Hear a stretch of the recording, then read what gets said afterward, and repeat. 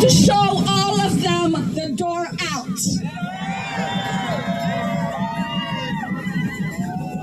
And we are going to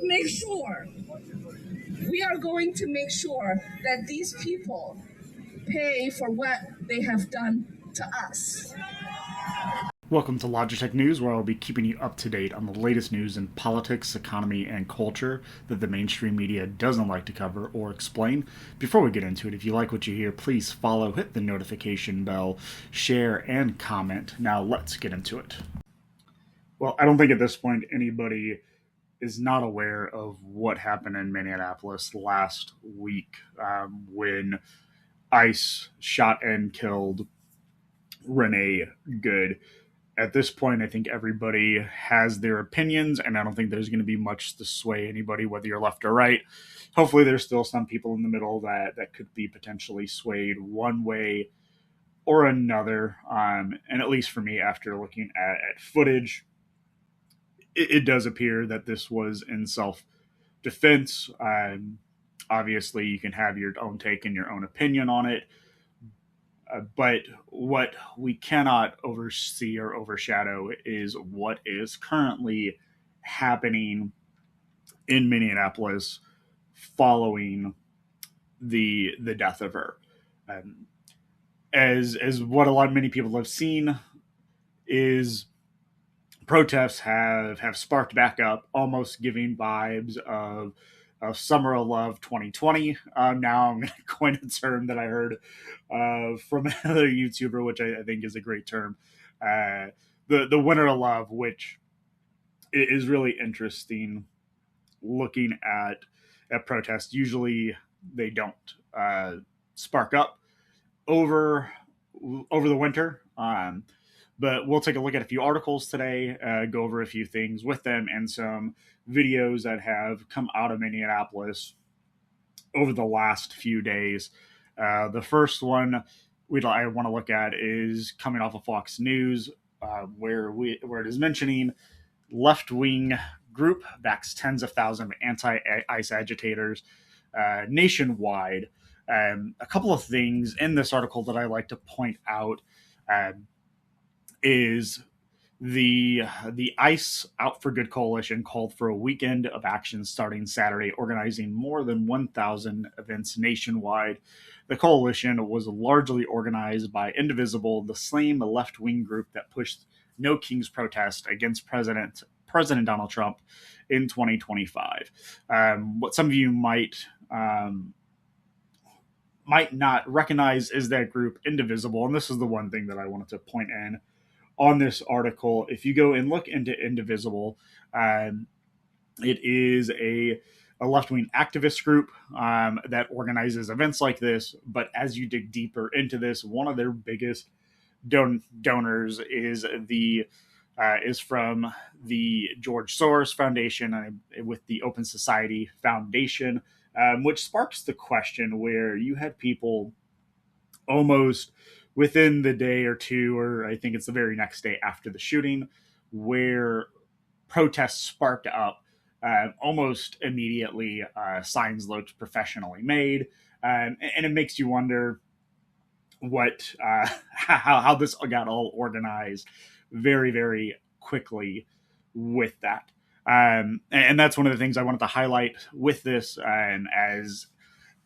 As we see what is happening in Minneapolis, it's not just there. It's happening in LA. It's happening in Texas. It's popping up all over the place. And again, these are some things to keep an eye out as the days and weeks progress from here. But it doesn't surprise me. And something like this happened coming on the heels of Tim Walz announcing his resignation from being Minnesota's governor. Also, the Nick Shirley investigation into the Somali fraud that was happening there as well. We have footage here from Rapid Report posted on X Saturday afternoon showing thousands descend into the streets as these protests start to take form and start to take shape, as they are starting to grow out of hand and turn from simple protests into riots, as the previous nights were shown, where these rioters were vandalizing property, destroying property, going from hotel to hotel, looking for ICE agents and trying to run them out of town, or at least that's what they are saying. And God can only think what would actually happen to them, considering the videos and the rhetoric that the left has been saying over the last few months now. Honestly, you can go back the last better part of the decade with everything that has happened. But it does seem like things are starting to escalate, and it looks like this is one of those moments where hopefully things can get simmered down before we head into the summer months, where more people typically start to come out and start to become more emboldened with their actions.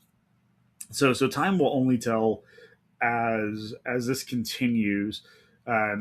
Hopefully, last night was a sign of Minneapolis actually doing their job, as riot squads were sent out to the streets following the first few nights, where it appeared that cops were literally told not to go out, and were seen leaving areas as rioters essentially took over downtown Minneapolis.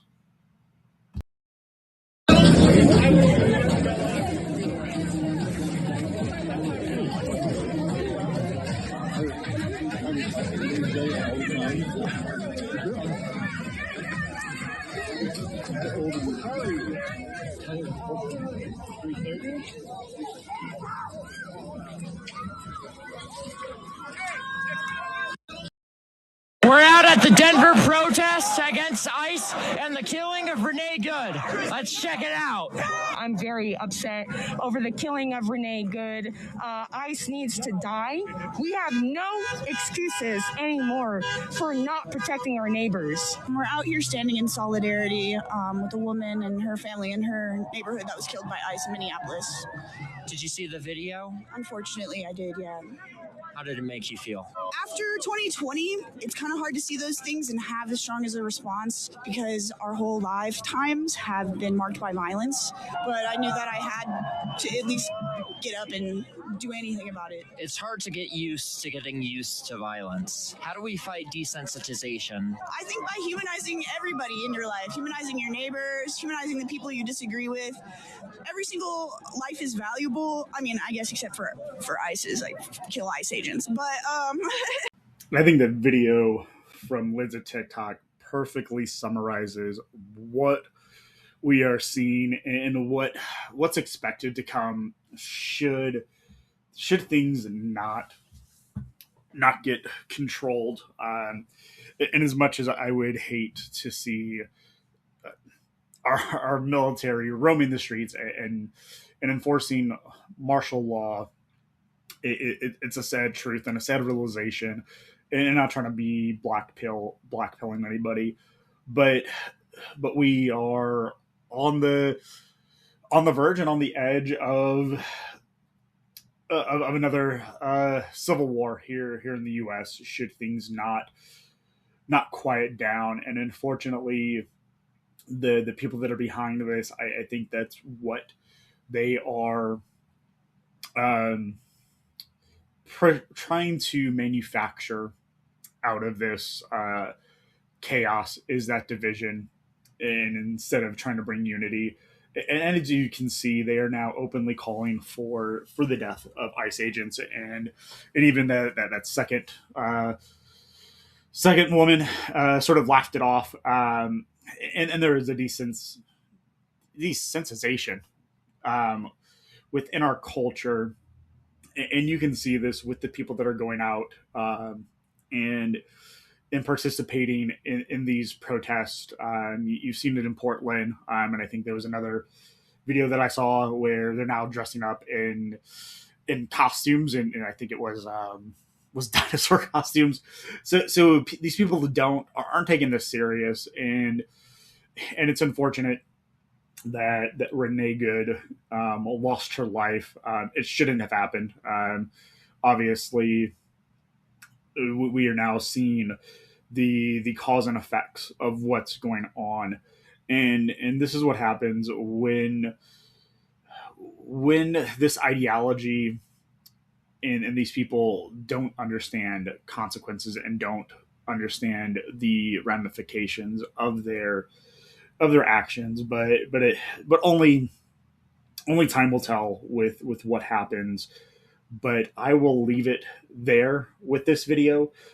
Please let me know what you think about this, and your thoughts about what's in store for us should stuff like this continue to grow rampant and grow out of control. If you like what you heard, please hit the like button, hit the subscribe bell, please comment, and please share this. Until next time.